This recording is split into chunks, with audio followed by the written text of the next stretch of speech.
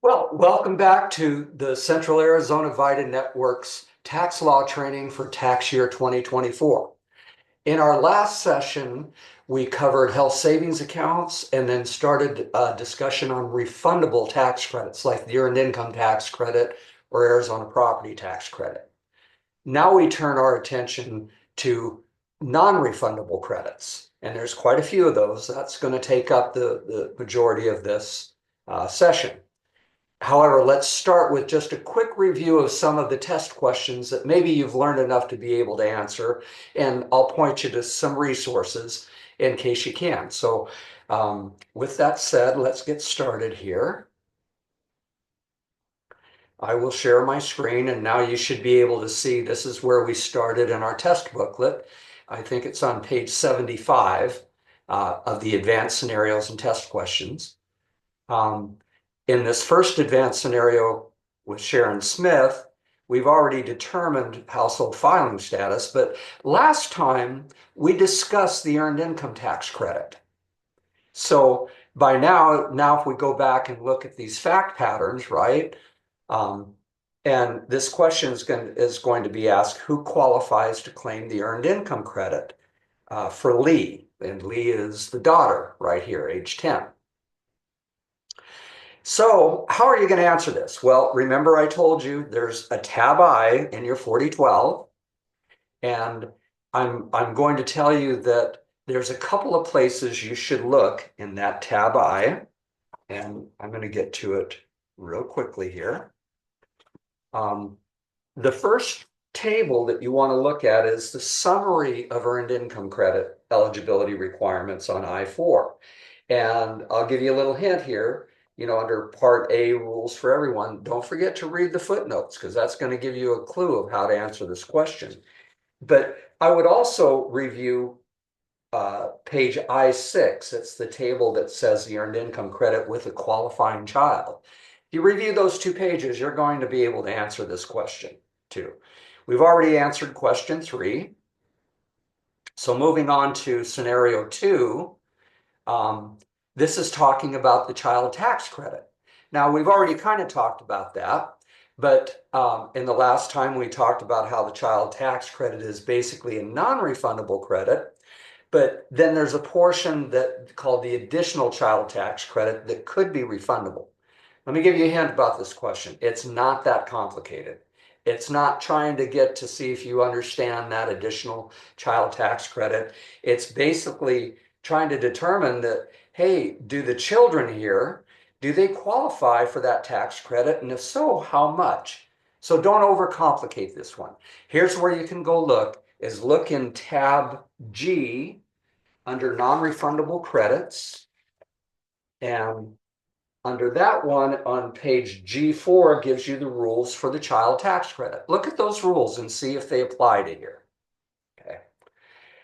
We're going to talk today, the child and dependent care credit is one of those non-refundable credits that we're going to talk about in this session. So you'll come back to that one later.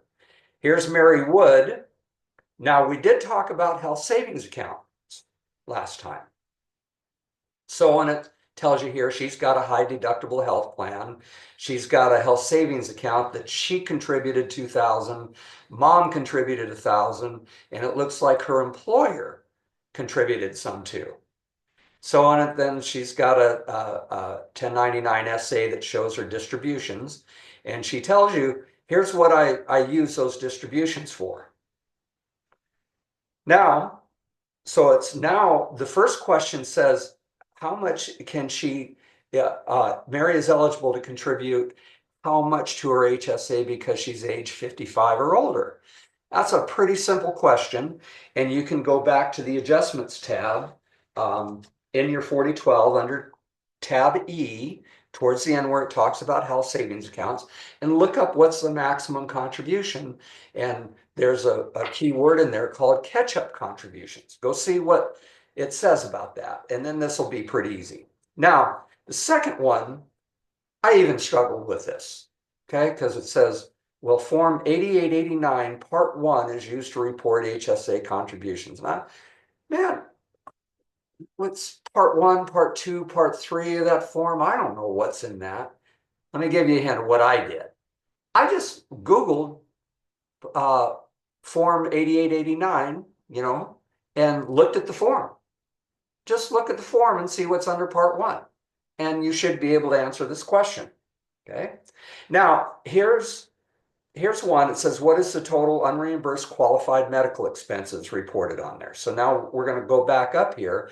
So really what it's wanting to determine is, are all of these HSA Medicaid, qualified expenses? I pointed you to, I think it's the last page in that adjustments tab about health savings accounts where it talks about qualified medical expenses. And it starts off with saying, what are qualified medical expenses on Schedule A itemized deductions? Now, we're going to cover that in session 5. We haven't really covered it, but in general, it's medical, dental, prescriptions. Those are the general expenses. But I told you in that last session that the HSA expands that. Go look at that explanation in that last page under tab E to see what other expenses qualify. And look at these expenses, and I think you'll be able to pick out whether they all qualify or if there's one or two that don't. And then you'll be able to answer it. You'll have to get a calculator out because you've got to calculate the ones that do qualify. Okay, scenario 4. Oh yeah, this is mom, daughter, and granddaughter, right? And we've already kind of determined the dependency one, but now it's talking about the earned income credit. I warned you, I warned you before. This is really one of the harder scenarios on this exam. That first question was not easy, and this question is not easy. We already covered the earned income credit, and the 4012 has its own dedicated tab to the earned income credit. And you're going to have to read this one very carefully. The specific pages you need to read are on page I-4, the rules for everyone, and don't forget to read the footnotes. And then you're going to want to, let's see, there's a page on I-6 that says the earned income credit with a qualifying child. Okay, you're going to want to read those very carefully before you answer this question, but then the answer is there. You can find it. Okay, so scenario 5, here's where they're going to do itemized deductions, and we're going to cover this in session 5. We'll cover itemized deductions. Scenario 6. This is about education credits, and I think we already answered the one about whether he's got the additional penalty, the 10% penalty on this one. So you've got that. Now we turn to the tax returns. And we've already kind of started, we've kind of reviewed some of this. I want to give you an important strategy right here. I would not try to answer these questions until I finished the tax return. And then I'd pull up the PDF of the tax return, which we'll show you by that time, and answer the questions from that. Now, there are certain questions in here you could answer, okay? For instance, here we're said Vincent is a 5th grade teacher, and he worked 1,800 hours and spent $844 on unreimbursed classroom expenses. That should cue you to the last session we had about what are some of the adjustments, right? See if he qualifies for the educator expenses adjustment, and if so, how much. But you're going to put this into the tax return, and then down here, let's go look at the questions. I'm going to scroll down to the questions.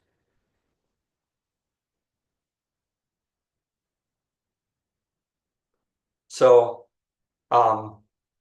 one of these questions is right down here. 18, Vince is eligible to deduct qualified educator expenses in the amount of how much, right? And you can look on the tax return on Schedule 1.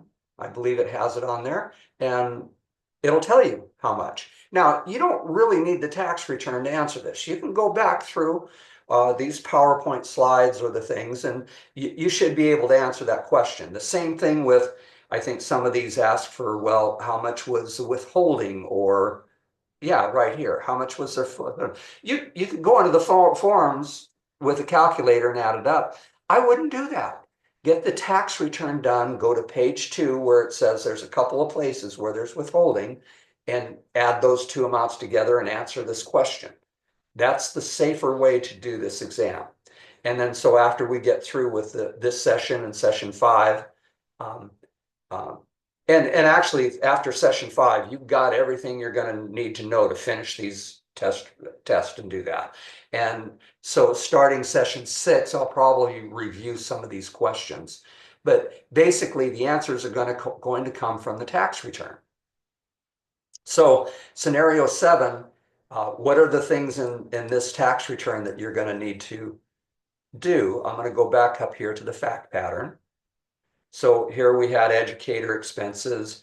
We've already talked about this one where Faith retired and she had a joint and survivor annuity, and you had to figure out what the taxable amount of that plan was. Here we had some debt cancellation. I think we've already really talked about that. She had $280 of jury duty. You have to go determine under tab D, was that taxable or not? And if so, there's a place in tax layer to enter it. Go ahead and enter it. Then today we're going to talk about education credits, and then you'll be able to use these facts to enter in the education credits. Let's just quickly look at scenario 8 and see what's involved in that one.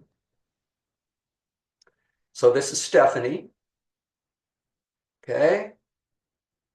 So she's a paralegal. She's got some investment income. So that means that she's going to have a brokerage statement and probably some capital gains. So we've gone through the capital gains. We've showed you how to enter those. You'll have to enter some of those.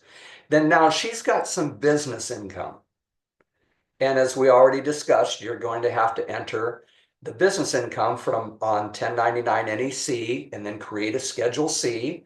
It looks like she's got a Form 1099-K, so you're going to have to add that income into there. And then it looks like she had some tips. Are tips taxable? If you're not sure, go look at tab D, that second page. I told you to look at the page of what's not taxable, because if it's not on that page, it's taxable. Okay. And if necessary, enter that in to there. These are just questions that you have to do to create the Schedule C. Then it says that she produced this statement from Fast Eats that told her what fees that she had. Now you need to apply the standard for IRS and say, are these ordinary and necessary for her to be able to do that delivery? And so then enter those into the Schedule C expenses. Then you've got Stephanie also kept receipts for these. Again, you're going to have to determine, were these ordinary and necessary expenses to be able to run the business? Okay. And a little hint here, personal expenses are not deductible. They're never deductible. We talked about driving, commuting, just driving to work is personal. We talked about personal uses of cell phones. You can't deduct personal expenses. Okay. So in here it says that she drove 3,000 miles during and between deliveries, and she's got a record of that. It gives you some information about the vehicle. You're going to go into Schedule C, and under auto expenses, it's going to ask you for these questions so it can apply the mileage rate. It also says she's paying on a student loan, right? And she's working towards her law degree. She took a few college courses, and she took an early distribution from her IRA, of which she used part of it to pay for the educational expenses. Doesn't tell you what she used the other part for, but you have to determine how much of this is exempted from the 10% penalty. So that's what's involved in this return. Then let's go look at scenario 9.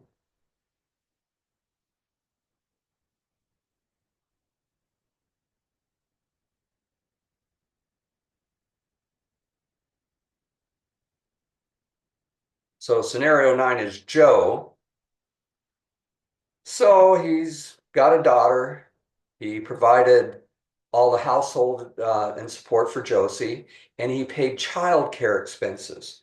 So we're going to talk today about the child and dependent care credit. So there's going to be something in here about the child and dependent care credit we'll talk about today. And then in session 5, after we talk about deductions, we're going to talk about Obamacare, or the Affordable Care Act. So it looks like he had insurance through the Affordable Care Act, and you're going to have to input stuff that. So you'll learn about that after session 5. Okay, so I'm going to leave this up in case I need to go refer to it again. I think there's some things in the 4012 I'm going to want to show you, but for right now, let's pick up on our lecture of where we left off, which was on non-refundable credits. Okay, so let's start with the child and dependent care credit. So what this is allowed, and just as an overview, if any of you listening to this, you've got kids and you've been paying child care expenses, wow, you know that this is expensive. And at least this credit will help you offset a little bit of that expense. But let's look at the rules to be able to claim this credit here. So it can be claimed by taxpayers, and this is important, who, in order to work or look for work, pay somebody to care for their qualifying child. Now, it has to be their dependent under the age of 13. Once they turn 13, I guess IRS figures they can watch themselves. Okay. Or maybe you've got a spouse who's unable to care for him or herself.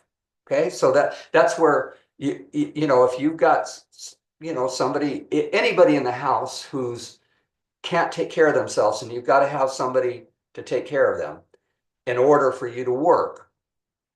That could be your parent, you know, grandparent, anything like that. Those are qualifying individuals. Talk about it. This is where you go into tax layer under the credit screen, and you would go in here to child and dependent care credit to be able to take that. There's 2 parts of this. You have to put in who is the care provider, and you have to put in specific information about who provided the care. Then you have to define which dependent the care was for. So on this first screen, you're going to put in the care provider information. You have to have an employer identification number. Now, in tab G of your 4012, there's there's several pages that talk about the child and dependent care credit that start on page G12. Now, one thing I'll tell you that it doesn't say is, okay, right here it says you have to have an employer identification number. One exception to that, and it's not in your 4012, but that would be if they're a tax exempt organization, you know, like a church or something like that. And then you could click this little box here and say provider did not give identification, right? And then you could go forward with this. Otherwise, you put in the provider's name, address, all of that.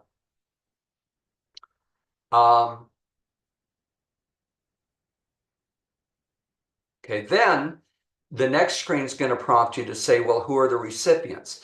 And usually whatever dependents you've got on the return will show up here, and you can select which one. Maybe you've got 3 kids, and maybe they went to different schools or whatever, but you have to define this provider, how much was spent for each kid.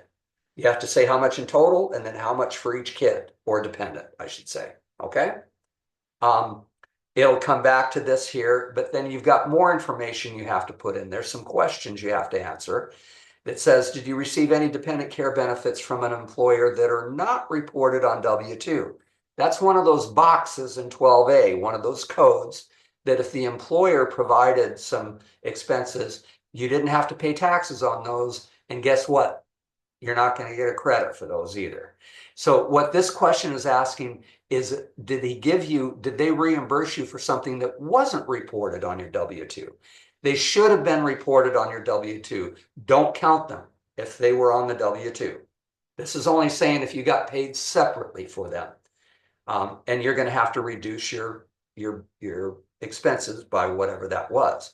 Also, here's a question that says, were you or your spouse unable to work due to being disabled, or look at this, enrolled as a full-time student?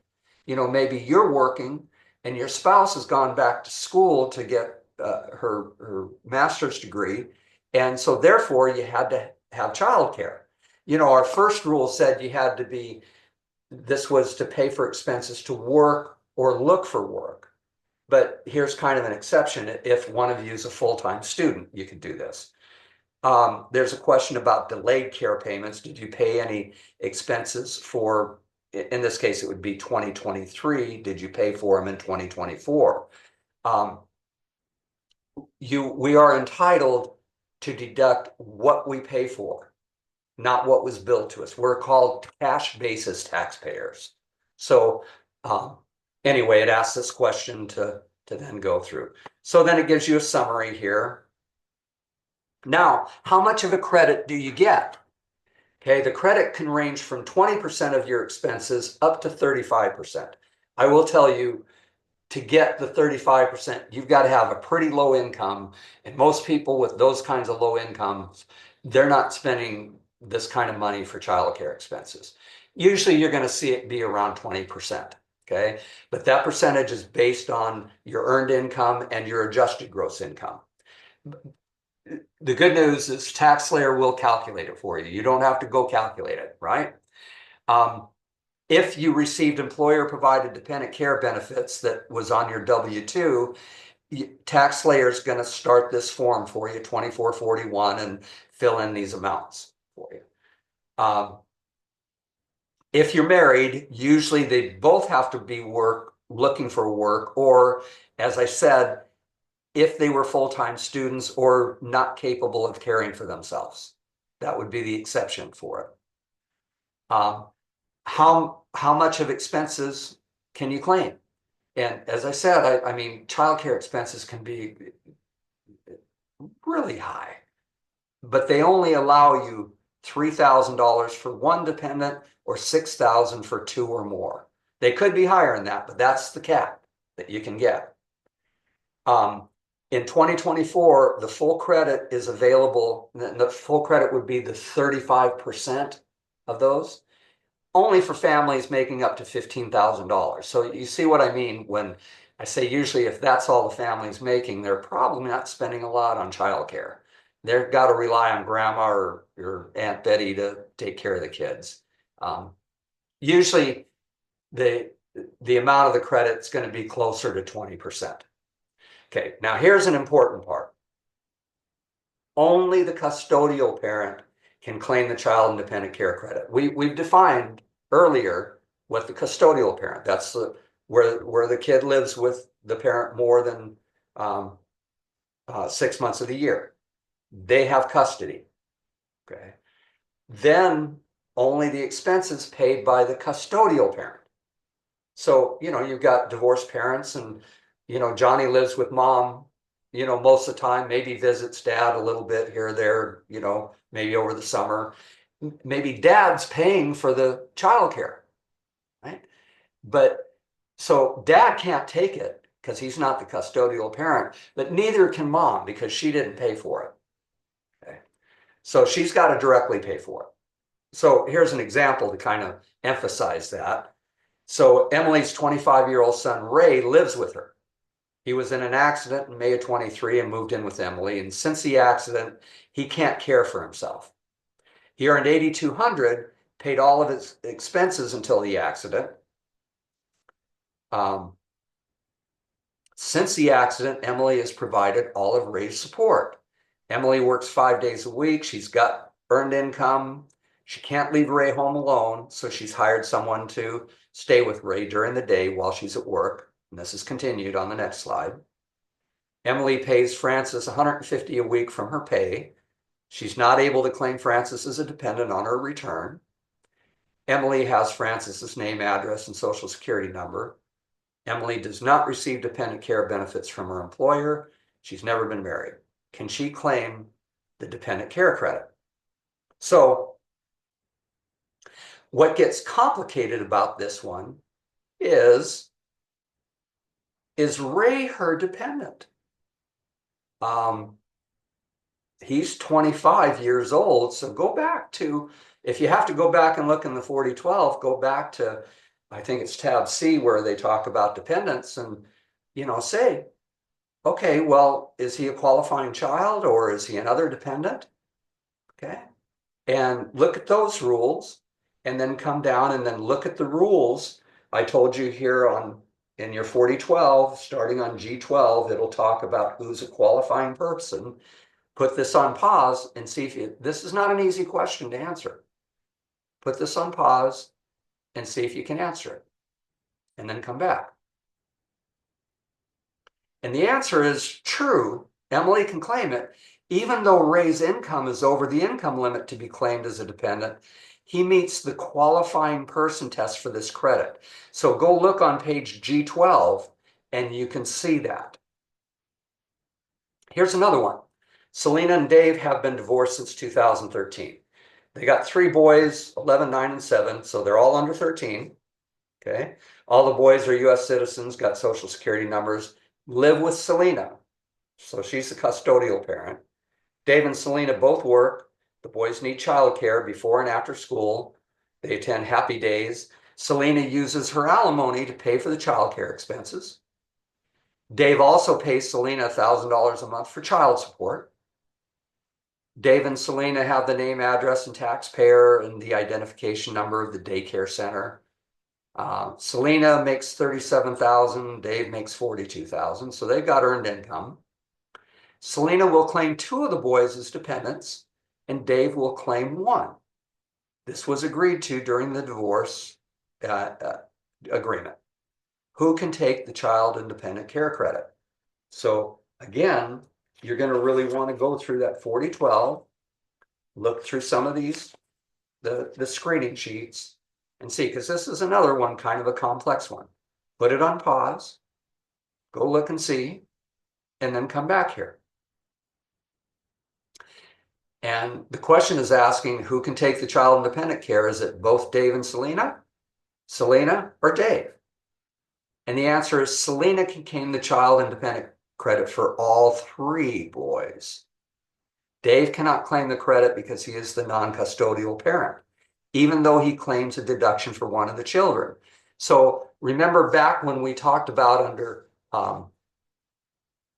dependents, we said that the custodial parent is in general entitled to the dependency exemption, unless she gives it away, like the divorce decree tells her, you got to give it to Dave. And she signs that form 8332 and she gives it to Dave. So he gets to claim him as a dependent.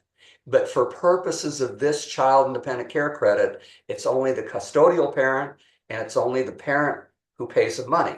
Now you may think, well, Dave paid all that alimony and child support. Well, no, Dave gave that money to Selena. Selena used the money to pay for the child care. Okay. Now, if Dave had paid the child care place directly and Selena didn't pay it, she couldn't take the credit because she didn't really pay it. Okay, so hopefully that kind of clears up some of these things here. Here's another one. Barb and Adam have been divorced for 5 years. They got 2 kids, Carol and Patty, all under 13. They live with Barb except for 1 weekend a month plus 1 full month during vacation, which they spend with their father. Adam can claim the girls as dependents because Barb signed the form 8332. I think I missed the slide in here. Okay. I don't have the rest of the things here, but in knowing what we know here, just based on this information, it's kind of the same as last one. Who's the custodial parent? And even though Barb signed away the exemption, if she's the one who paid for the child care, she's going to get to use it. Okay. So here's another rule about credit for other. Okay. Here now we're going to talk about credit for other dependents. And it says if your dependent child has an ITIN but not an social security number issued before the date, you may be able to claim the credit for other dependents for that child. This was when okay, so this is in your tab G. There is a sheet that starts talking about the credit for other dependents.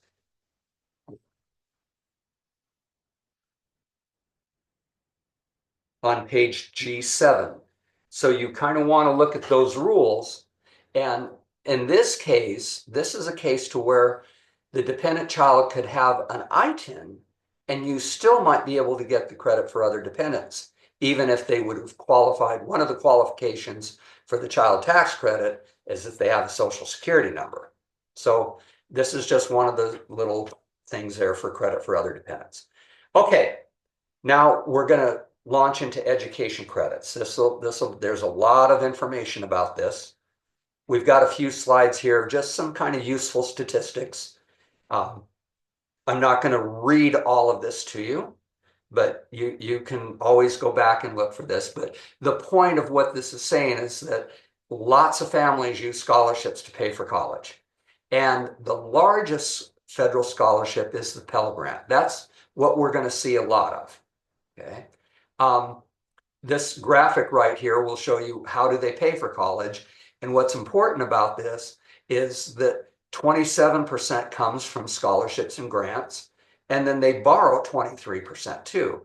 So remember, we talked about that adjustment for student loan interest, right? So that's why there's a lot of people have got, I don't need to tell you that a lot of people have debt, college debt. That's been in the news a lot the last couple of years. Scholarships create opportunity. I'm one of those. I think college was the best decision I ever made in my life, right? 80% of families say scholarships made it possible for their students to attend college. I'm one of those two, right? But there's some other kind of misconceptions. If you look at this thing, a lot of people think that it's not worth it to try to apply for it, or it's only for wealthy people or smart kids or whatever. There is a lot of financial aid available to go to college. If you want to go to college, you can go. That's my personal opinion. Okay. As I said, these are attitudes on borrowing, and that says a lot of these things are inhibit folks from going to school. This is not to say borrowing is good, but it's possible to at least get an education and if you finish college, well, you should have the income to be able to pay it back. But anyway, if you're interested in some of these studies right here, you can go click on this right down here, or not click on it, you'll have to type this in. But this will give you a snapshot of this national study by Sally May and Ipsos. It's kind of interesting. Okay, but so now let's jump into the credits. There are basically two education credits: the American Opportunity Credit, AOTC we'll call it, and the Lifetime Learning Credit. So taxpayers get to take education credits for themselves, their spouse, and or the dependents that are claimed on their tax return, as long as those dependents attended an eligible post-secondary educational institution during the year. What's an eligible post-secondary one? It's one that's an accredited institution. You can look that up if you're not sure. Here in Arizona, the common ones are the 3 state universities, Grand Canyon University, all the community colleges, and there are a few others, but sometimes some schools you got to be a little careful of, that's a beauty college or an art school, that if they're not accredited, then they're not going to qualify for these. And there you can look up, there's a list of accredited schools if you're not sure. Here's the first distinction between these two credits. The Lifetime Learning Credit can help pay for any kind of education that's used to help you acquire or improve job skills. You can get this credit in your undergraduate, graduate, any time that you're paying this money to acquire or improve job skills. The American Opportunity Tax Credit is much more restrictive. It's available only for the first 4 years of college per eligible student. It's basically to fund a bachelor's degree, an undergraduate degree. Okay. The lifetime learning credit, you get 20% of eligible expenses, and the maximum expenses is $10,000. So therefore, the maximum credit is $2,000. The American Opportunity Credit is a little bit more complex. It covers the first 100% of the first 2,000. It covers 100% of the first 2,000, 25% of the second 2,000. If you get your calculator out or you're good at math, you can see 2,000 plus 25% of this comes up to a maximum credit of 2,500. That's a pretty good chunk of money.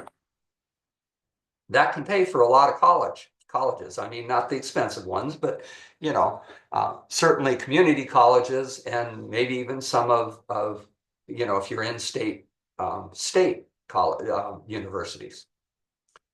The lifetime learning credit, this is a non-refundable credit. You had to have a tax liability to be able to use it.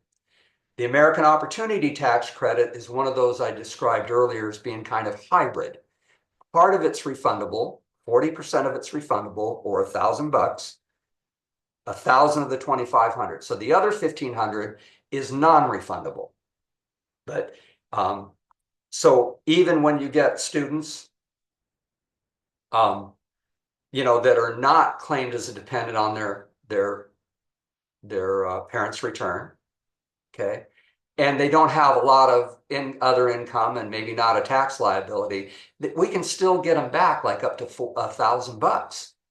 It's a pretty valuable credit. Okay.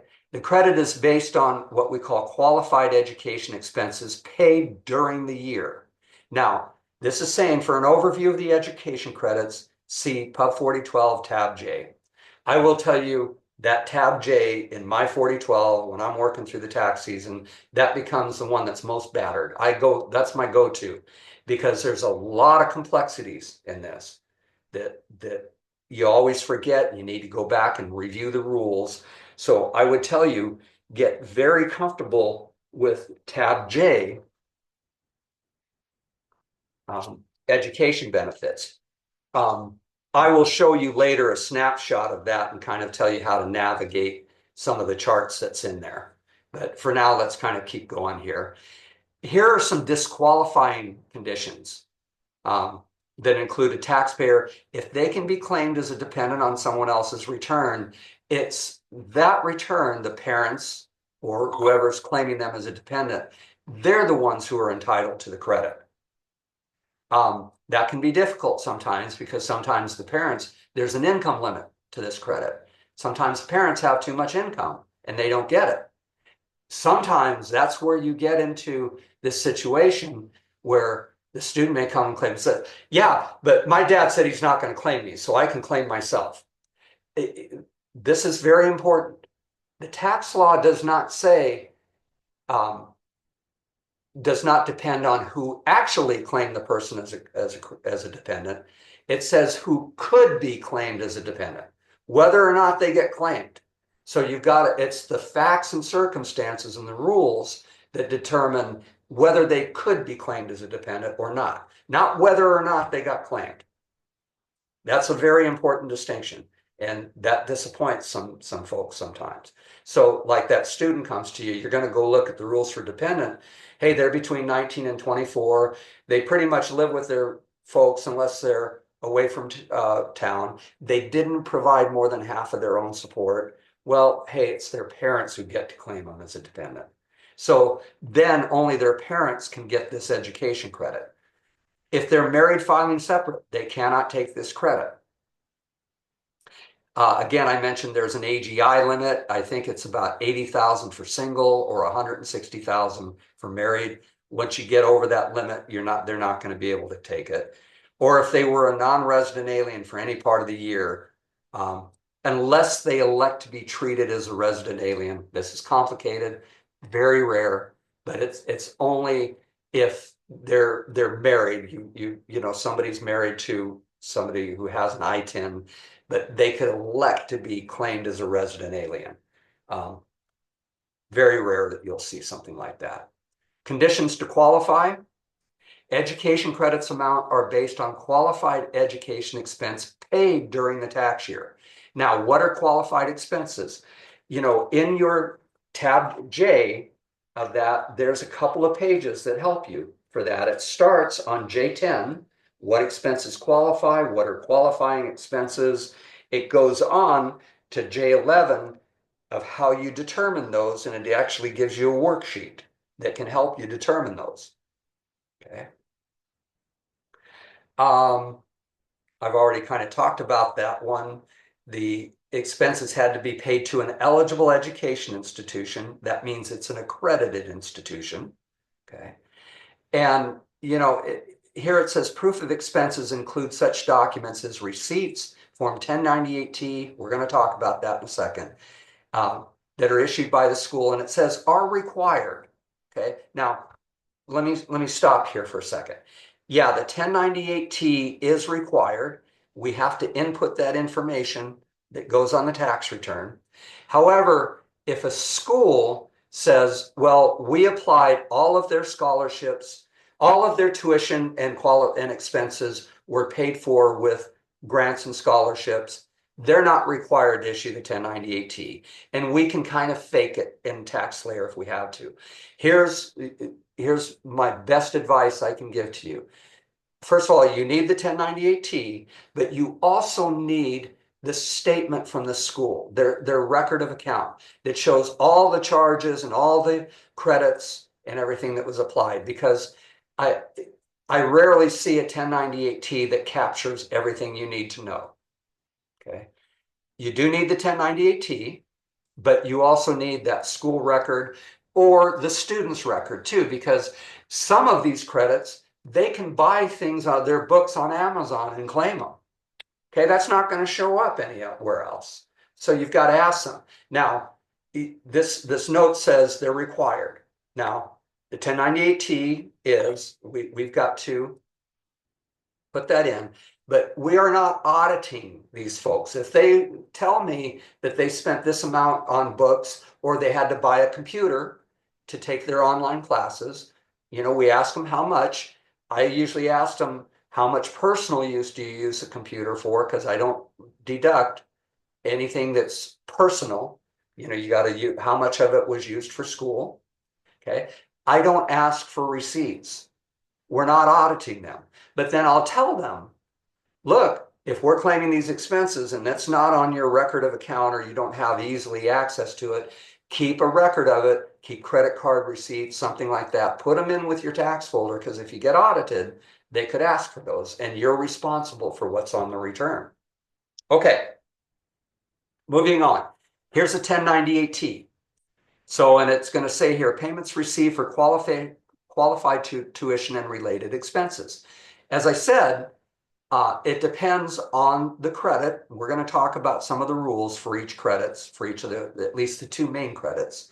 But the school doesn't always know all of your qualified expenses. That's why I say you need to get other information besides here. Down here, we're going to see another example of scholarships or grants. But here, if you ever see anything in box 4 or 6, this is out of scope for us. We can't do these if they make adjustments made for a prior year. Okay. This is an important aspect of this. It does not matter whether or not the student paid the expenses themselves. Any expense paid for the student on behalf of the student, regardless of who paid, is considered the student having paid the expense themselves. Grandma paid your tuition. It's as if she gave you a gift and you paid it, right? So that's kind of what that is. So this says student loans or gifts from family members are not like scholarships and grants. Now, there's some exceptions to some grants we're going to talk about in a minute. But here's another rule. And again, you're going to be asked some questions in TaxSlayer about this, and you may want to go back and review the rules that are on J13 about for students who are under 24, because this rule says none of the credit is refundable. Okay, it would still be a non-refundable credit, right? That could offset their taxes. But remember, 1,000 of it is refundable. But in this case, if the student's under age 18 or age 18 at the year and their earned income was less than half of their own support, or a full-time student over 18, under 24, and their earned income was less than half of their support, okay? And unless they file a joint return with somebody, they cannot get the refundable credit. They can only, their credit is turns into totally non-refundable. Okay. Okay. Now, here's some, for the American Opportunity Credit, here's kind of the distinction here. For this credit only, expenses for books, supplies, and equipment the student needs for a course are included in qualified education expense, even if it is not paid to the school. They bought their books on Amazon. They bought their computer for Dell, right? Here it says, you know, they bought a book from an off-campus bookstore, or and even here, this is important. The IRS acknowledges that a computer is a qualified expense if required by the school. In other words, and if you're taking an online course, it is impossible to take the online course without having a computer.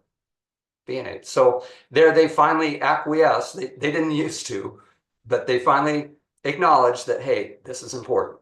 Okay. For the we're going to learn later. I went back here. That was for the American Opportunity Credit. If you look in tab J under the different types of education benefits you get, you'll see under the lifetime learning credit, this is not the case. You can only use the expenses that were paid directly to the school. So even if you're taking a course and they require a book that you bought through Amazon, unless you bought it through the school and it shows up on that 1098-T, you can't take it.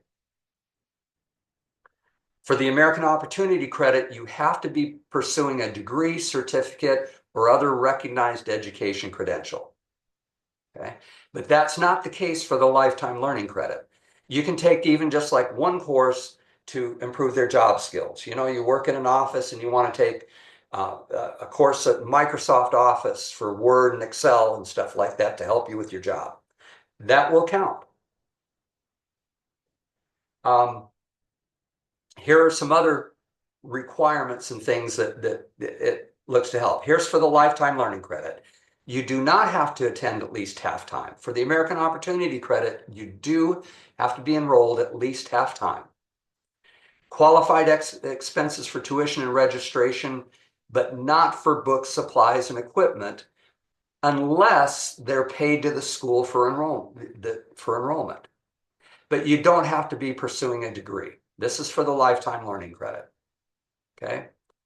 We've already seen this slide. So here, if you were going to, if you had paid those expenses and fees directly to the school, they would show up right here in box 1. But as I said, especially for the American Opportunity Tax Credit, the school doesn't know about the other expenses you might have paid. So here's kind of an easy peasy scenario. Questions to ask your client. Is this your first time in college to get a 4-year degree? Can you be claimed as a dependent by anyone? Do you have the 1098-T from your college? Trust me, a lot of these students are going to say, huh? What's that? They can go log on to their college account and download the 1098-T from it.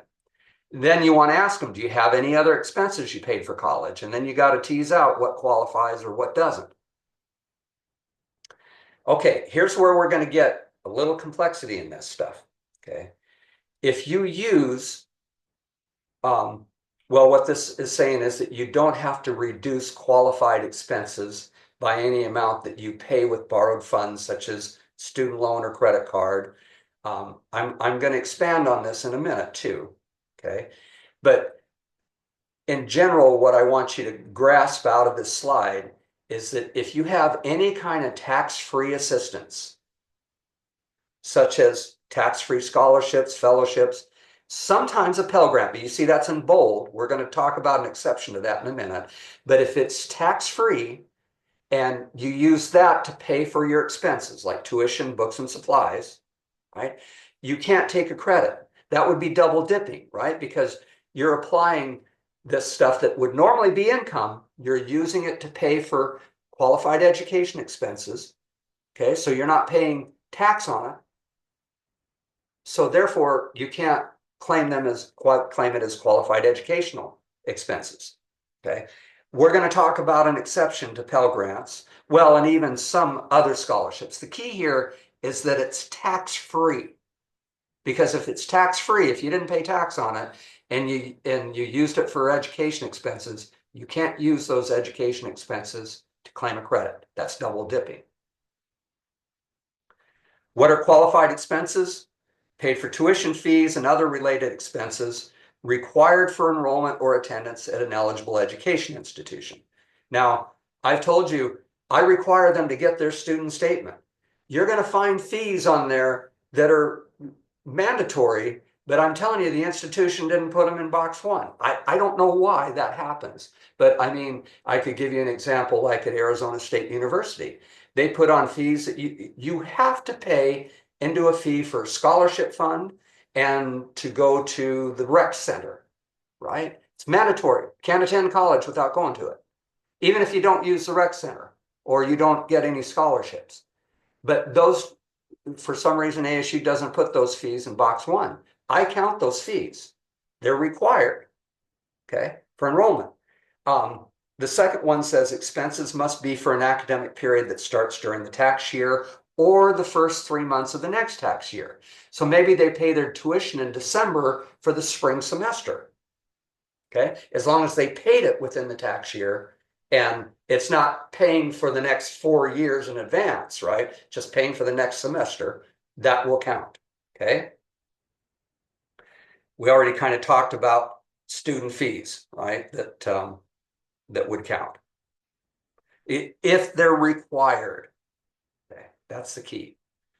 Here's some expenses that do not qualify for both educational credits: room and board, insurance, medical, transportation, parking, other student fees unless they're required for that.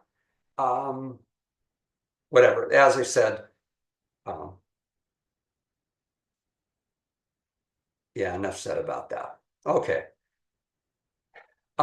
Sports games, hobbies, or non-credit courses, you go take basket weaving or whatever, they're not going to qualify for these education credits.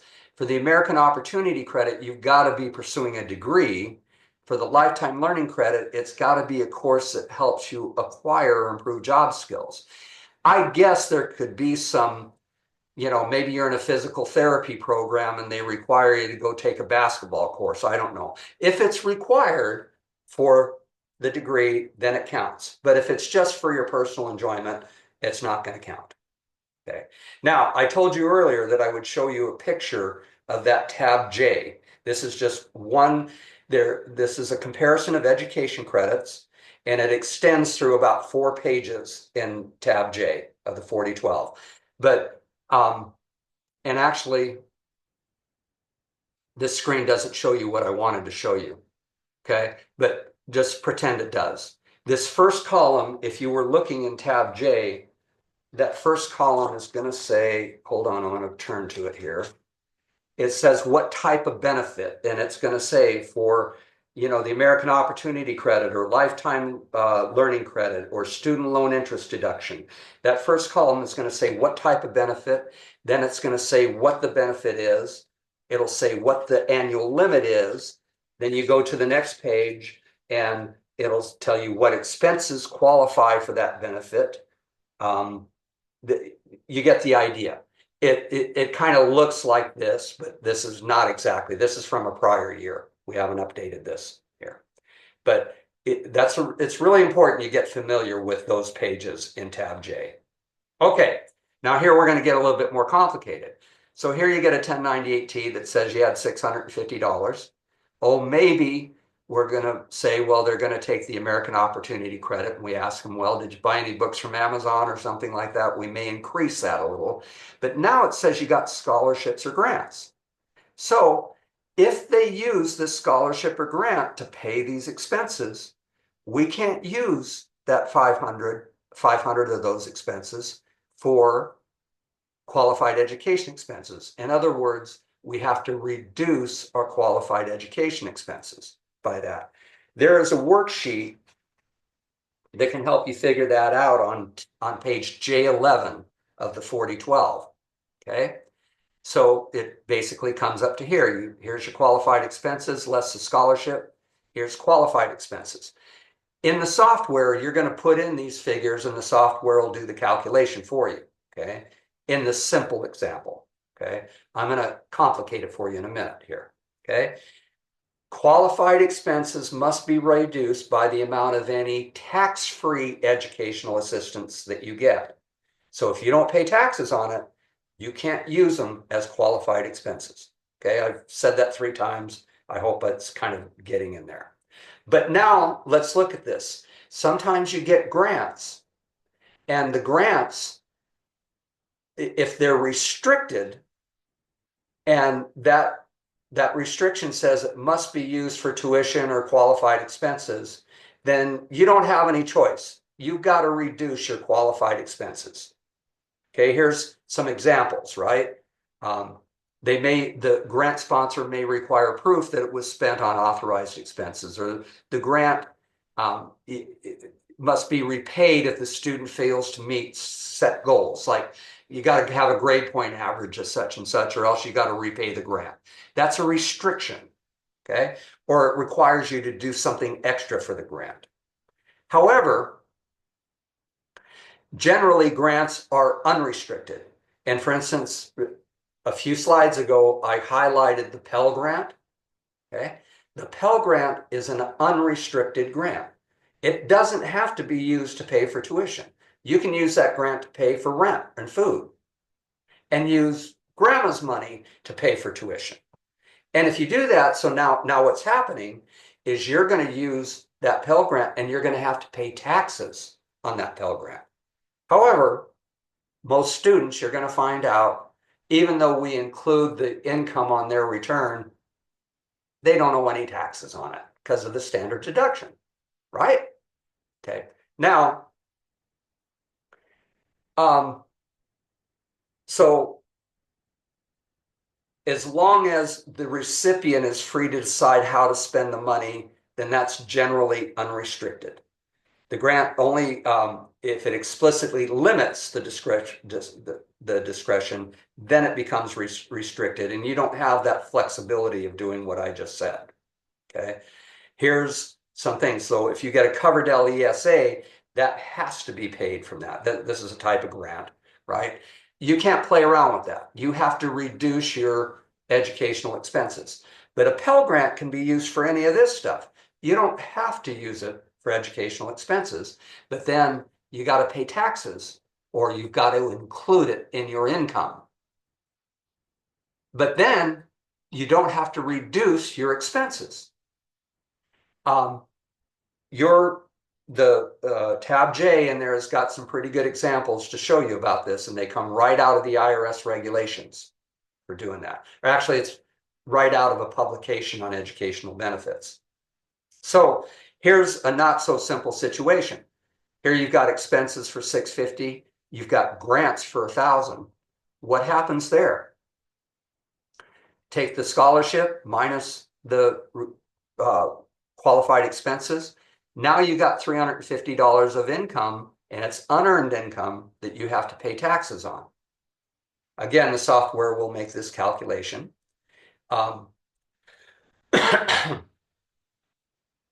Here, if you were to decide to use the Pell Grant to increase your qualified expenses, you're going to reduce the scholarships by that Pell Grant. But you need to be sure that you then file a tax return for the student. It's best to file the tax return, even if they're not required to, okay, just to be safe. Okay, here's where you're going to input. Now, in this last slide, we said, hey, you've got $350 of unearned income. Where do you report that in TaxSlayer? You go up here under Other Compensation. This is under the income screen. Under Other Income Not Reported Elsewhere, there's a book or a tab that says Other Compensation. And here we're going to say scholarships and grants not reported on W-2. And there's where we'll go in there.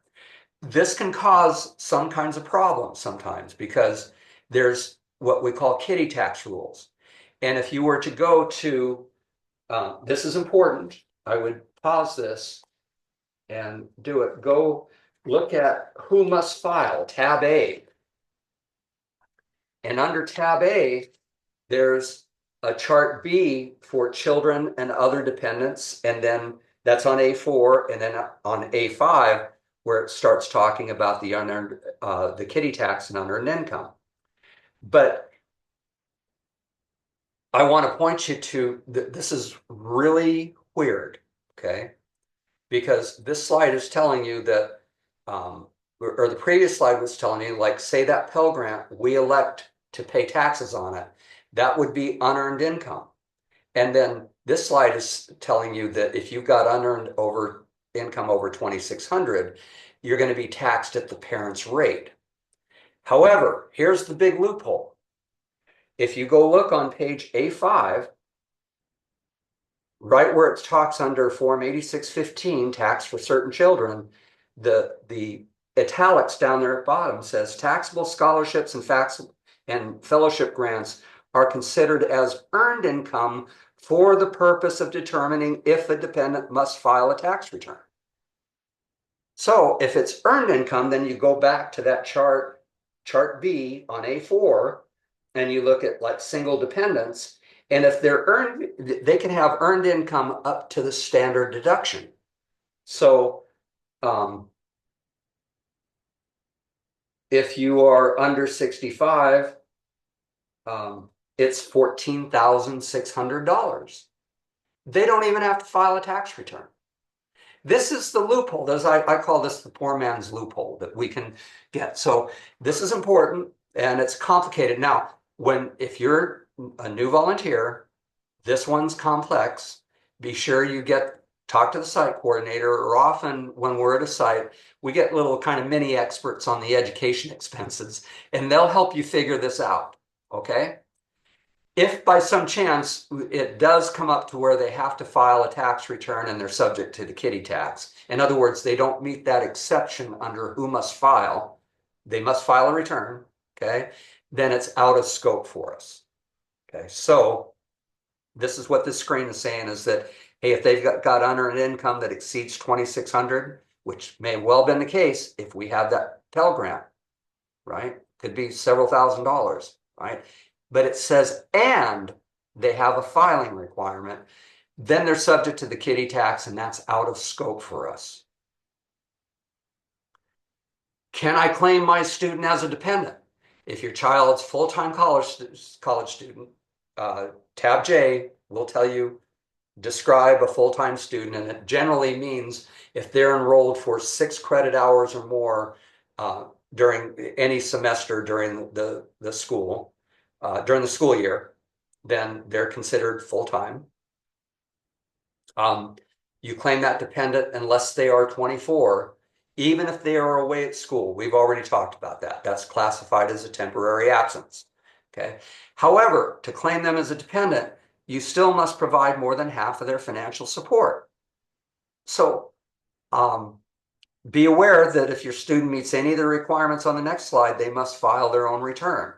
This might be a way, of avoiding, maybe the parent has more income and doesn't get the dependency return. Maybe you want to structure stuff to where, you don't give them as much money. You make sure that they're paying over half of their own support. Okay, that's just kind of a little tax tip. So this next slide says, be aware that if your student meets any of the requirements below, they must file their own return. If they're single and they've got earned income of more than 14,600. Now remember, for the purposes of filing the return, we're including that if we said that Pell Grant was used to pay room and board or something, and that would be taxable income. And if it comes up to more than 14,600, they're going to have to file a return. Or if they have unearned income from interest, dividends, or capital gains. If they're married, here's their their requirements. Most of our students aren't married, but you need to be careful and read this in case. Okay.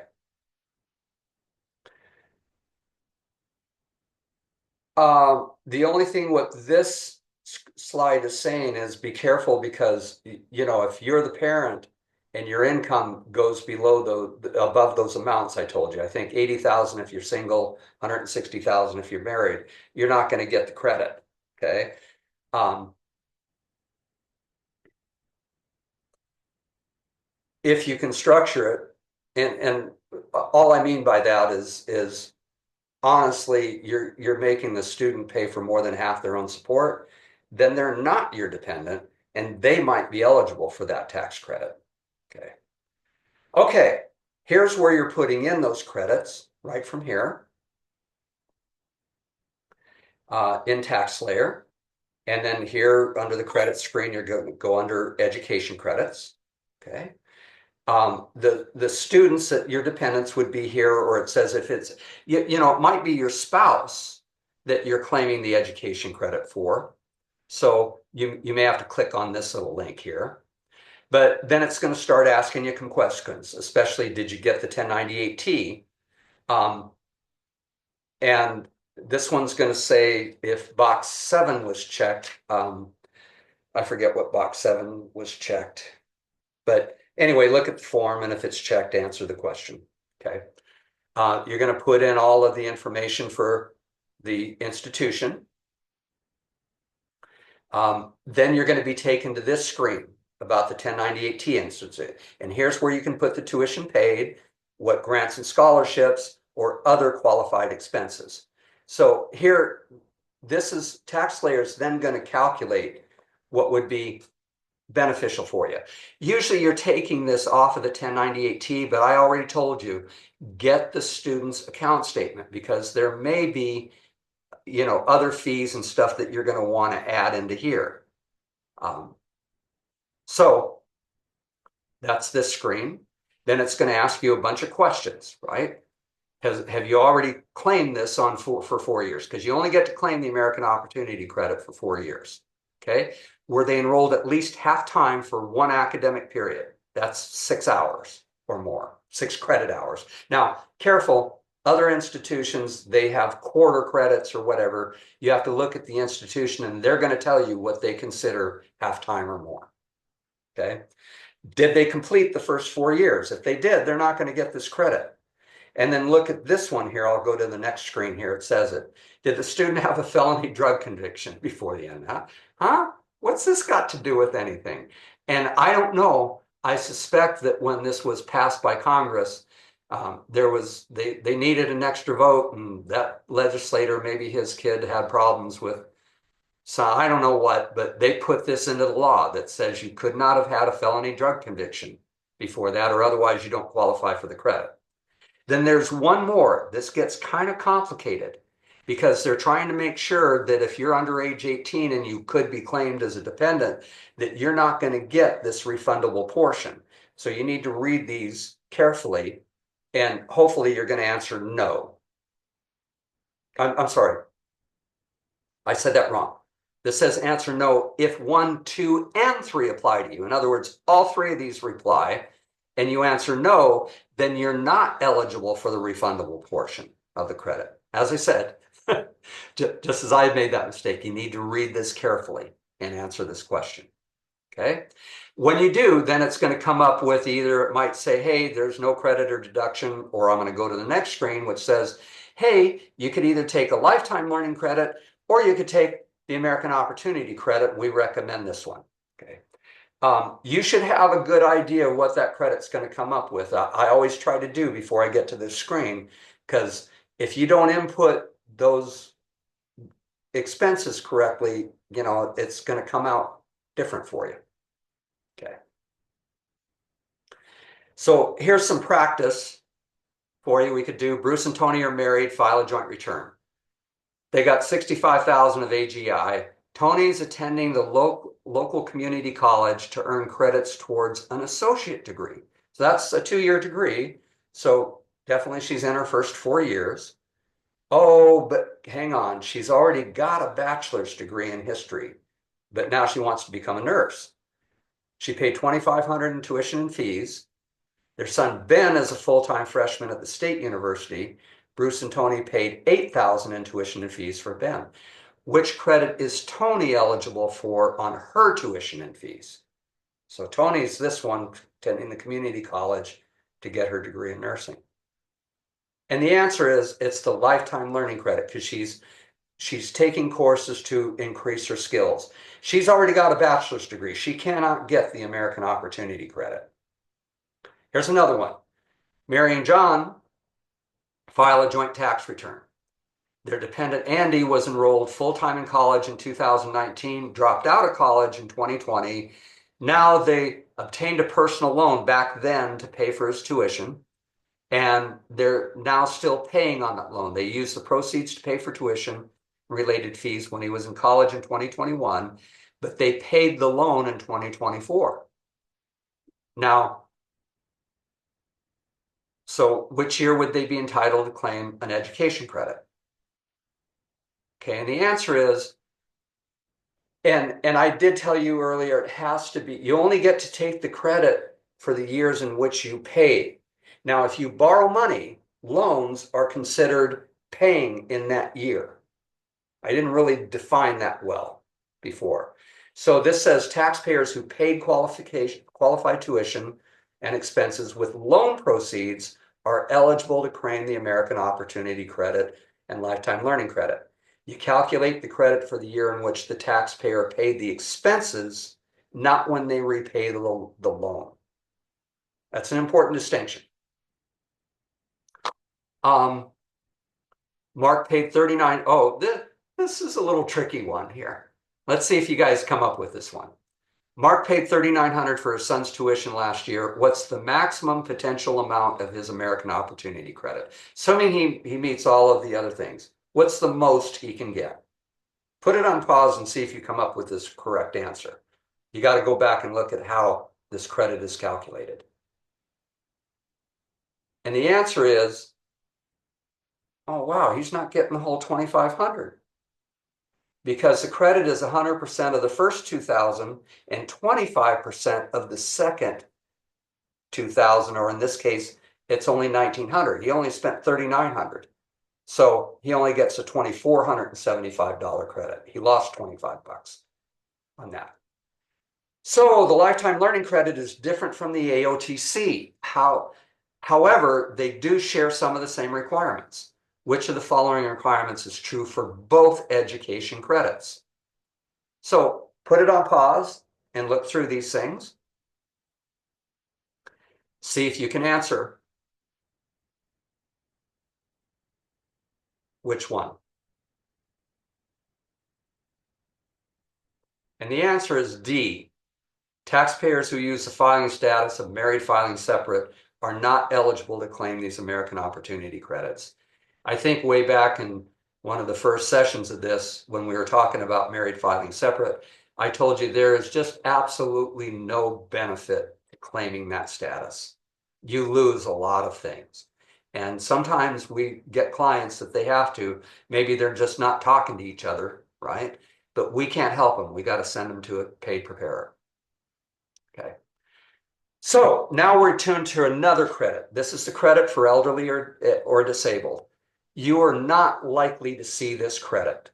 I've never seen it happen. And the reason why, you might think, well, yeah, we help a lot of elderly and disabled credits, but I'm going to turn here to tab G, non-refundable credits. And if I can find this real quickly.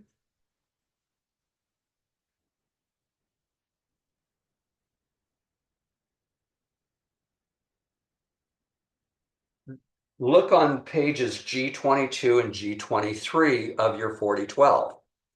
So there's first a screening thing that they've got to be, they have to be 65 or older, or if they were under 65, they've got to be totally disabled, receiving disability pay, and not yet reached mandatory retirement age, right? Okay, so we've got several people that could qualify as that. Also, your filing status is not married, filing separate. Can't take the credit if you're that. But there are income limits which the software will calculate.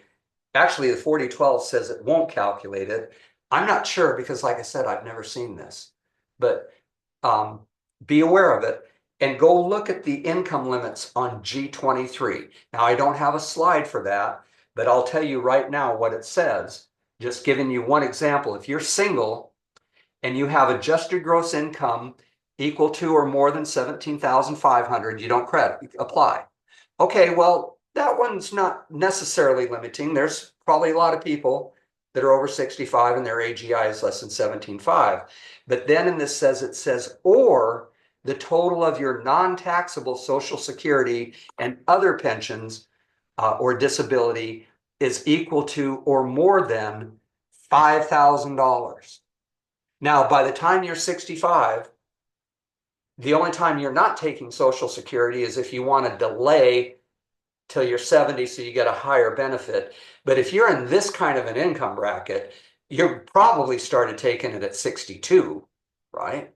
And $5,000, I mean, if you didn't work much, maybe your Social Security is only 5,000, but that's not very many people. I've never seen one, okay? But you should be aware of this credit. But that said, let's not spend a lot of time on this here. Okay. Although it's a pretty hefty credit if you do qualify. And of course, you're going to need it if that's where your income is, right? So there.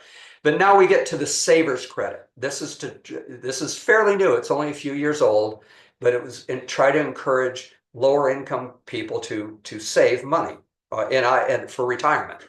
Okay. So if you contribute to a retirement plan like a 401k or 403b or an IRA, you could be eligible for this. It's usually for lower income people. And seeing there's the rub.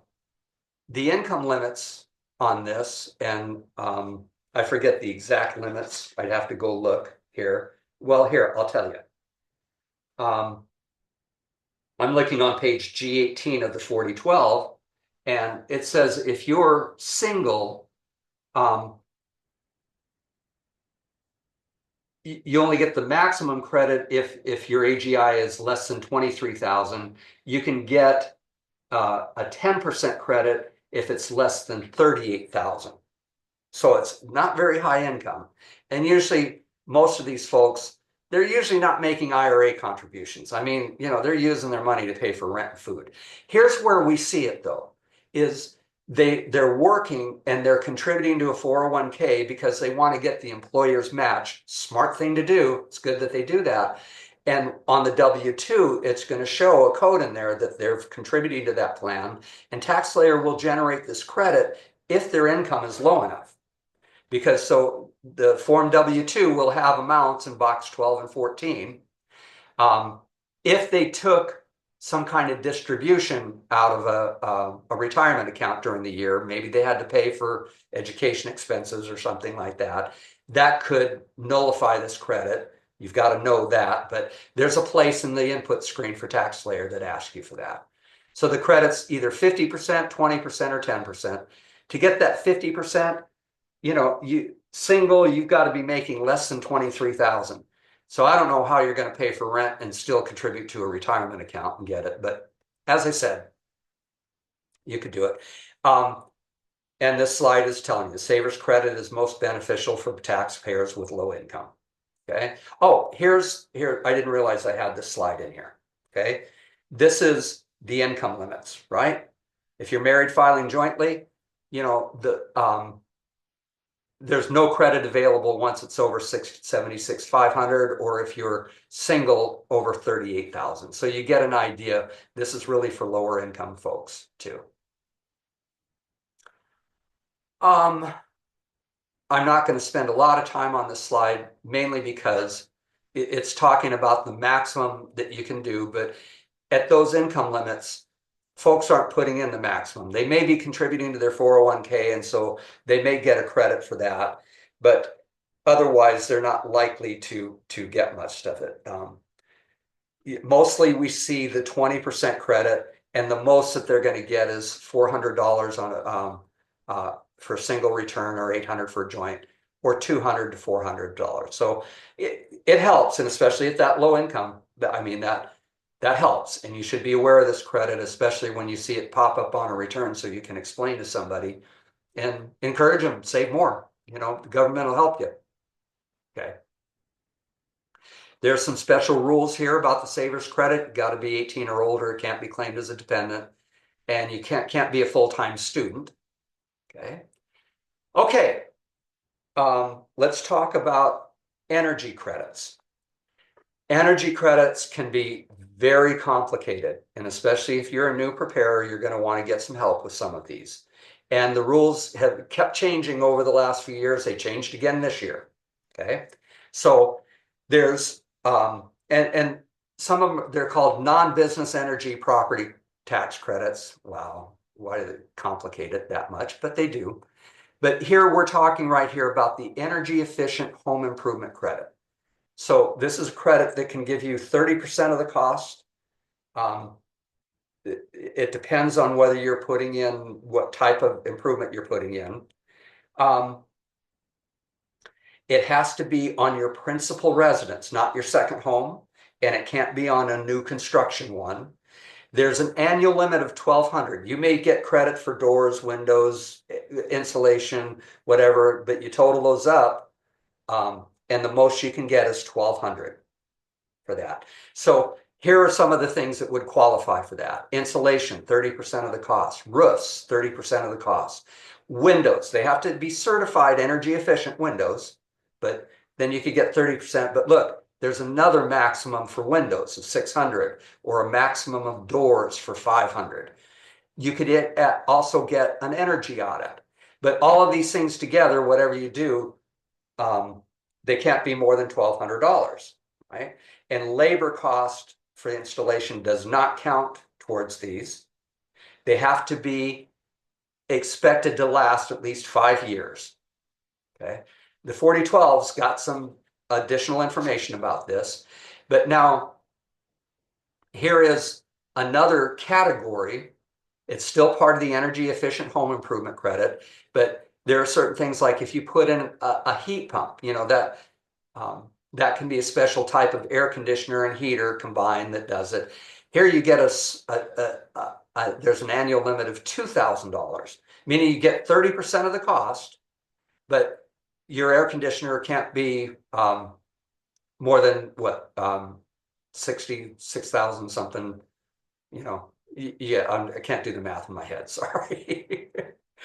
But also you could have a gas, propane, or hot water boiler or furnace or water heater, you know, a gas water heater, right? You could get stuff of that.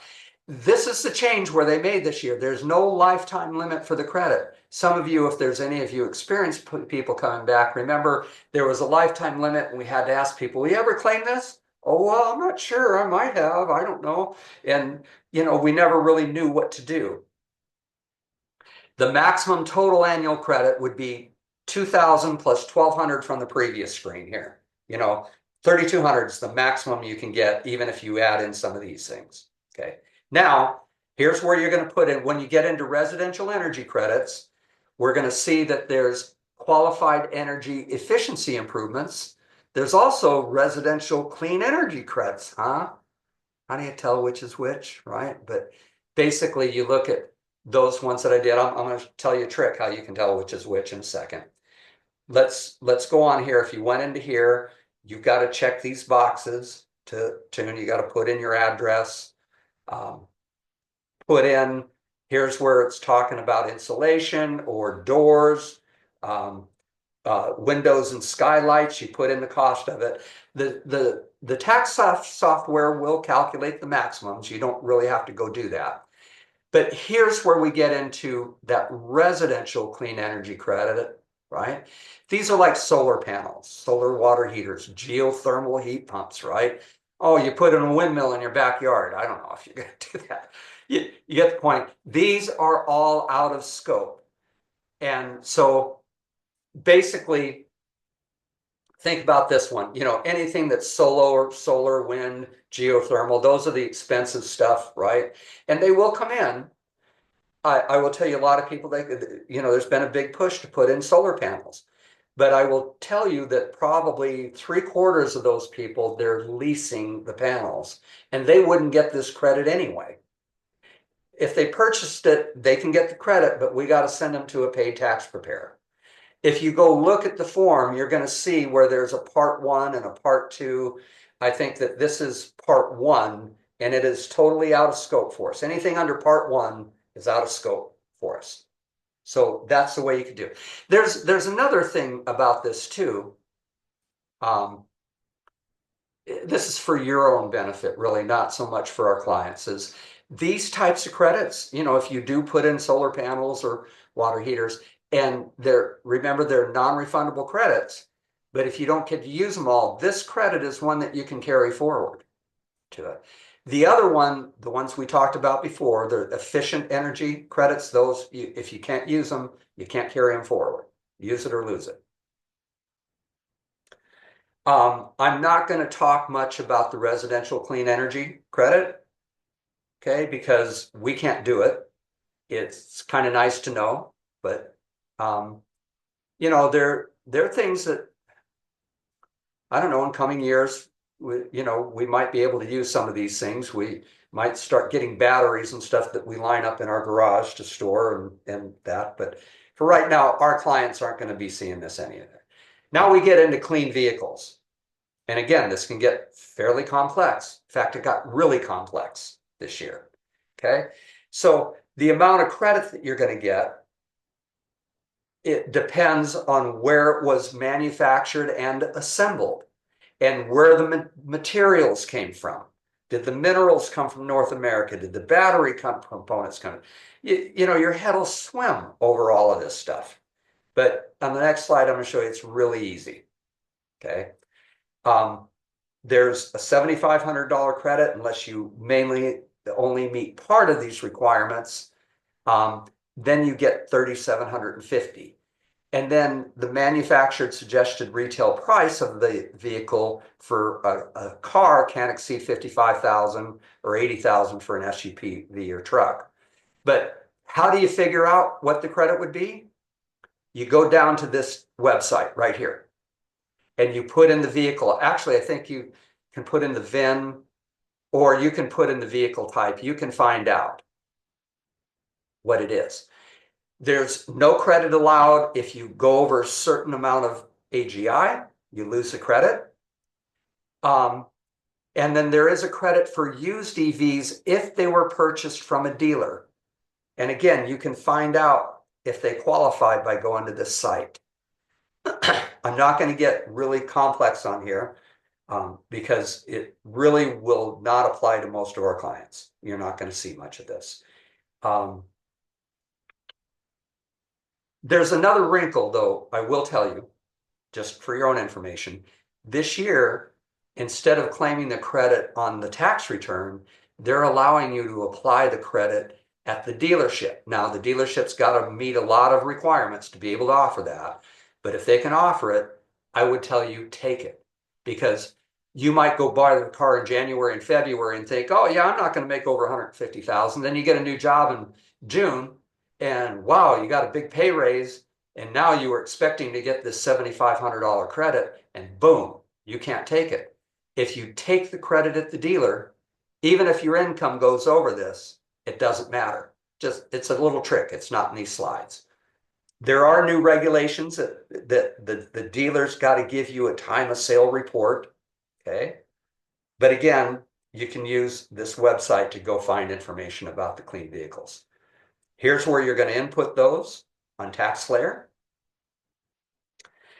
Here's where you can put in the credit, depending on what you found on the website. Is it $3,750? Is it $7,500?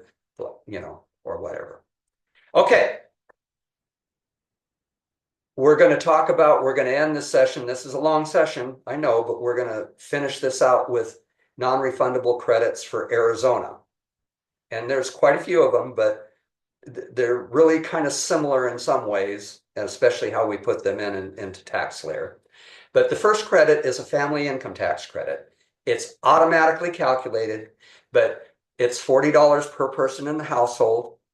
but not to exceed 240, but it's really for lower income folks. Okay, that it phases out at a fairly low income.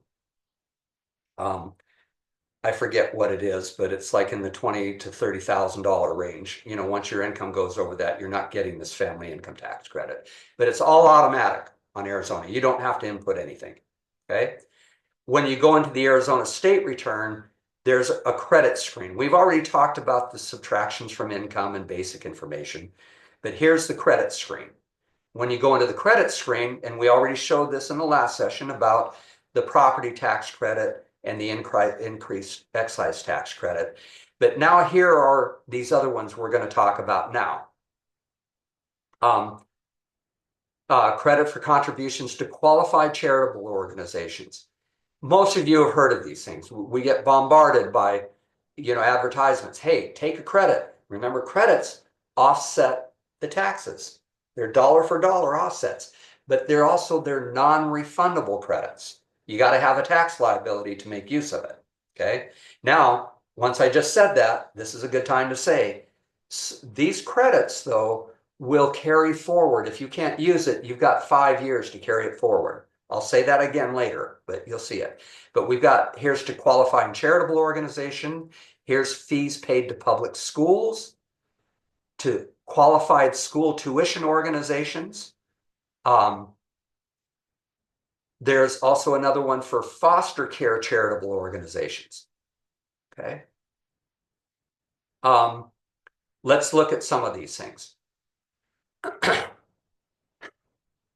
First of all, the first thing that I want to tell you is that if you're not going to use it, anytime there's charitable contributions, unless you are going to use them for a tax credit on the Arizona return, you want to enter them into the federal return. I'll show you why in a minute. It's really important. If you're going to use it for a tax credit, don't input them on the federal side. But otherwise, you want to input all charitable contributions on the federal return. Here's why.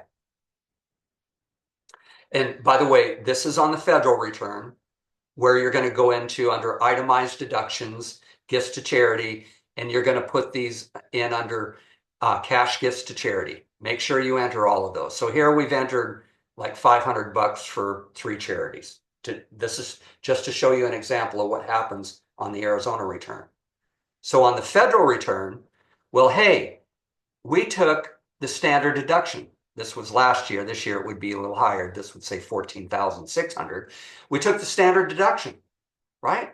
We don't get charitable contributions. Well, on the Arizona return, look what happens here. Here it says, this is on page 2 of the Arizona return. If you checked box 43S, meaning here I took the standard deduction, but if you check that and you made charitable contributions, check here, complete page 3, because what's going to happen is you're going to get 33% of your charitable contributions in addition to the standard deduction. So it's really important you put those in. Now, we're going to talk about these credits. If you're going to use the contribution for a credit, don't put them in on the federal return. Okay? Here's kind of a worksheet that it gives you, and it comes out in the print set to show you, well, here's the gifts that I made by cash or check for charitable contributions. But, oh, hey, I'm going to use charitable contributions for which I'm claiming a credit for under Arizona law. It subtracts that. And then it says, okay, you got 1,100. We're going to give you, this says 31%. That was last year. It went up to 33% this year. Okay. That we're going to give you as a credit for it. Okay. Here are the non-refundable tax credits that do, and I'll just briefly describe these because I'll go a little quicker over the next slides. There's qualified charitable organizations. Those are like United Way and St. Mary's Food Bank, and there's a whole lot of them. There's a list that you're going to need to go through. And these contributions each year, they go up a little bit, the more that you can use. They're indexed for inflation. Then there's fees paid to public schools. They're not indexed for inflation. They're, I think, oh, I forget. I'm not going to say it because I might say it wrong. We'll see it on the next slides here. But what are fees paid to public schools? Your kid's school comes and says, hey, we need money for our school football uniforms, right? Can you contribute to that? Or for our choir trips, right? And so they solicit money from you to help pay for those things. Those would be qualified contributions. And the school's going to tell you, hey, these qualify for this credit. You get the state to pay for this, right? But you got to give us the money first, right? Then there's credits to private school tuition organizations. Those are indexed for inflation. And then there's contributions to certified school tuition organizations for amounts that exceed the credit up above, right? This is Form 323. This is stupid, right? And I've asked the Arizona Department of Revenue, because it's really the same credit. And they say, well, we had to separate them because they were passed into law at 2 different times. And they named them different, right? So they're really the same thing. But once you maximize this contribution and you contribute more, then you can take them on this one. Most of our clients are not maximizing these contributions. A few are. Then there's another one that's contributions to qualifying foster care charitable organizations. So those are the main credits too. Okay. As I said, if we're going to use those credits for Arizona tax credits, they're not considered charitable contributions on the federal return. However, they are considered by the feds, consider them a tax payment. So I'm just going to go quickly say this because it hardly ever applies to us. But if your client is itemizing deductions, one of the itemized deductions we're going to talk about in the next session is a deduction for taxes paid. And you can then you can't claim this as a charitable contribution, but you can claim it as a tax paid and get an itemized deduction on your federal return. Okay, so here are the amounts for 2024. If you're single or head of household, for public schools, yeah, I was about to say 400 and 800, but no, it's 200 and 400 married filing jointly. This is, to pay for the football uniforms, right? Here's for charitable organizations like St. Mary's Food Bank or United Way or many others. There's a lot of them that are in here. Here's for foster care organizations.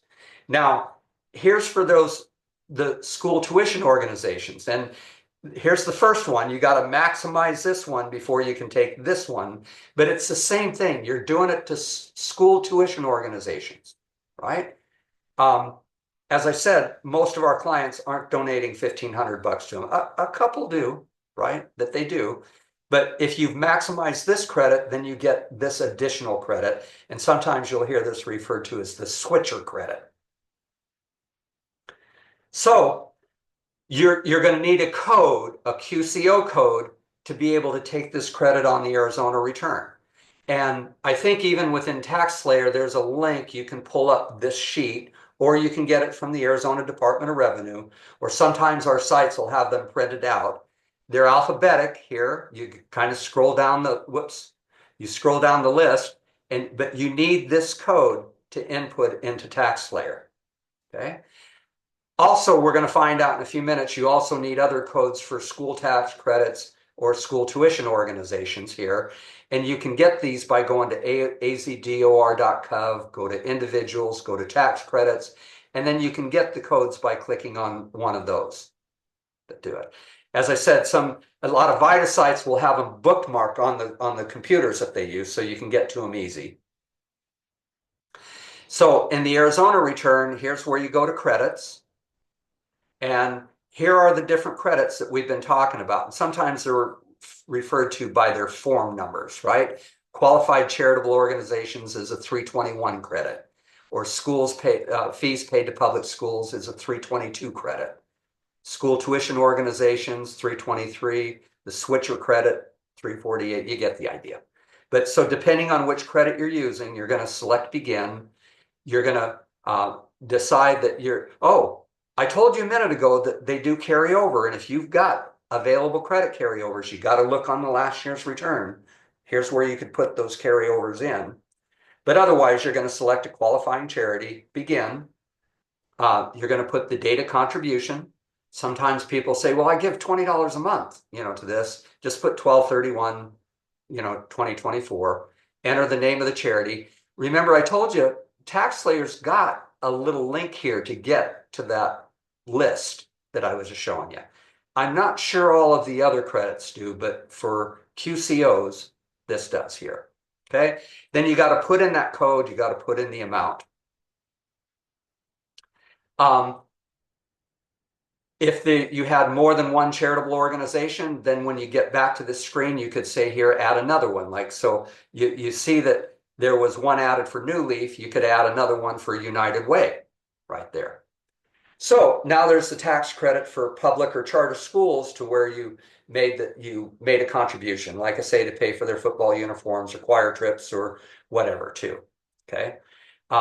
That's claimed on Form 322, single 200, married filing jointly 400. Then there's the tax credit for school tuition organizations. If you claim either of those things, you've got to have a 9-digit, what they call CTDS code, county type district site number. Where do we get these numbers? That's the same screen I showed you earlier. You go to azdor.gov, you click on these two screens, and then you're going to say here, I want either public school tax credits or certified school tuition organizations, right? And then you're going to get the code. You got to find the school, and that can kind of be like hunting for a needle in a haystack. You got a whole bunch of Academy of Math and Sciences, right? But it depends on, you get the idea. But we can find them. Often, I will tell you, the taxpayers come in with these receipts, the schools have given it, and they tell you what code to use. And that makes it a whole lot easier, okay? So here's the form for school contribution, kind of the same stuff put in, but also, I will tell you this, so too, on all of these donations, you can make them between January 1st and April 15th before you file the return. And usually you'll see this thing here to say, here's a donation made during the year or made during April 1st to the 15th. It gets reported on separate parts of the credit forms, I guess, so that Arizona can track it and make sure you don't claim one that you made in March, you don't claim it for both years, right? And you should be very careful of that too. Oh, here, see, TaxSlayer does have a list of the codes. You really won't have to go out to the Arizona Department of Revenue for it. As I said, credits can be carried over for up to 5 years. Add a note to the return indicating the amount to be used, or sometimes I even write it on the envelope. I circle it on the tax return, the copy that I give back to the taxpayer, and I say, remember to remind us of this, right? And so I'll do everything to make sure we don't miss those carryovers. Yay, we're done with session 4. When we start up session 5, there's where we're going to start talking about itemized deductions and the Affordable Care Act. I probably save the review of any homework to when we start session 6 so that we can get through 5 and you can get most of your tax returns done. And then we'll kind of review that homework. So with that said, I'm going to stop sharing my screen, and I look forward to seeing you when we start our next session, session 5. Bye-bye.